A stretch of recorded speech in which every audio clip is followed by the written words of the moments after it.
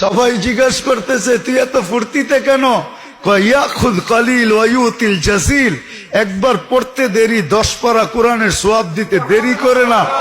আল্লাহর স্লোগান দিব না তো কাটটা দিব?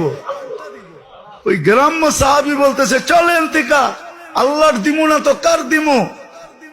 একবার পড়তে দেরি 10 পারার সওয়াব দিতে দেরি করে না।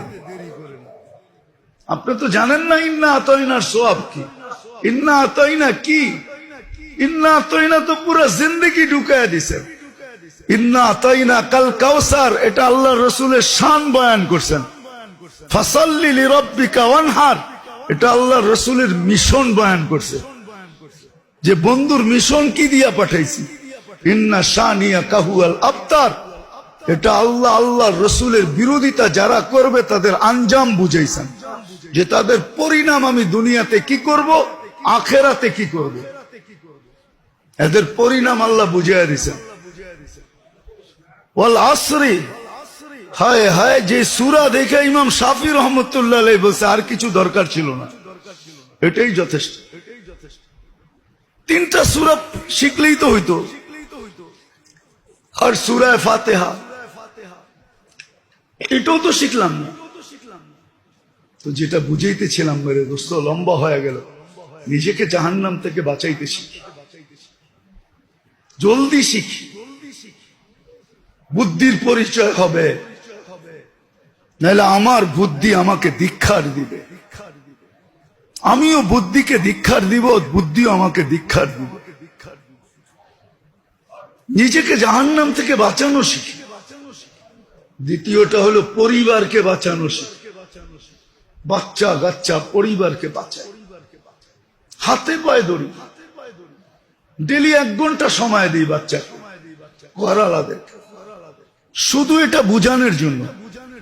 2-10 মিনিট দেন, তাও তো দেন না। বাইরে বিলাই, ঘরে যে বেটা সাজে, ঠিক না? পরিবারকে সময় দিতে চায় না। বাইরে বড় আখলাকওয়ালা, ঘরে যে বড় মুডি, ঠিক না? অথচ ঘরে আখলাকওয়ালা হওয়া দরকার ছিল, ঘরের হাইয়েন লাইয়েন হওয়া দরকার ছিল, নরম। কিন্তু সবাই যায় পুরুষ সাজে ঘরে। লাউড স্পিকার বাইরের খোলা আছে তো, নাহলে ভাঙ্গা বলে দিতাম, বলে দিমু। আরে পুরুষ সাজার জন্য তো 2 মিনিট লাগে, আর বেশি তো লাগে না। আপনি যে পুরুষ, এটার জন্য তো 2 মিনিট লাগে। 2 মিনিট, কয় মিনিট মনে হয় ইঙ্গিত বোঝেন না। ফিডার খান, বাচ্চা কাচ্চা এমনি হয়েছে, তো 2 মিনিট লাগে, আর বেশি তো লাগে না। বাকি সময় তো ঘরওয়ালাদের সাথে হাইয়েন লাইয়েন নরম হওয়া চাই, আখলাকওয়ালা হওয়া চাই, সদয় হওয়া চাই, ওদেরকে বুঝানো চাই, সময় দেওয়া চাই। ঘরওয়ালাদেরকে জাহান্নাম থেকে বাঁচান, নাইলে রব্বে কাবার কসম এরা টাইনা জাহান্নামে নিয়ে যাবে। এক মহিলা 4 জনকে নিয়ে যাবে, 4 জনকে। মাকে নিবে, বাবাকে নিবে, স্বামীকে নিবে, বড় ভাইকে নিবে, 4 জনকে নিয়ে তারপরে জাহান্নামে যাবে। সন্তান মা বাবাকে ফুটবলের মতো মাইরা তারপরে জাহান্নামে যাবে। সন্তানের ভবিষ্যতের জন্য 60-70 বছরের ভবিষ্যৎ, এটাকে চমকানোর জন্য রাত দিন এক করে দিতেছে। আমার সন্তানকে আমি সন্তান, ও মেরে দোস্ত বুঝেন। এই জন্য বুঝাইতেছি, আপনি আপনাকে মুসলমান ভাবেন, এই জন্য যে মুসলমান না ভাবে ওকে বুঝাইতেছিলাম যে নিজেকে উম্মত ভাবে, তার বসতে হবে। আর মুসলমানের ঘরে আপনি জন্ম নেন নাই, আল্লাহ জন্ম দিছে, বিদায় নিছে। উম্মতে মুহাম্মদী আপনাকে আল্লাহ সদ ইচ্ছায় বানাইছে। বেনিফিট যদি আজকে দেখা নাও যায়, কিন্তু কালকে দেখা যাবে। আমি তো সব জায়গায় বলি, আপনাদেরকেও বলি, যে কাগজে মুসলমান হবে, একদিন আসবে ওরও বাঁচার সুযোগ হবে।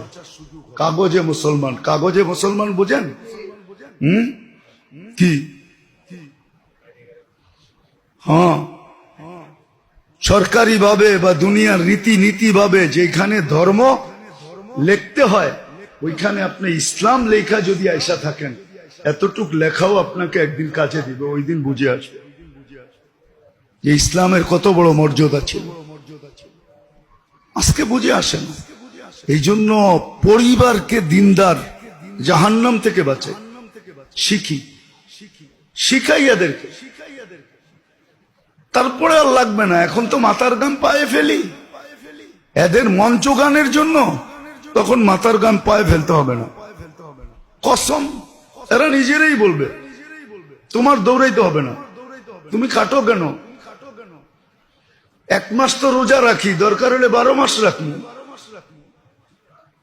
কি রোজার সওয়াব নাই? হ্যাঁ না নাই?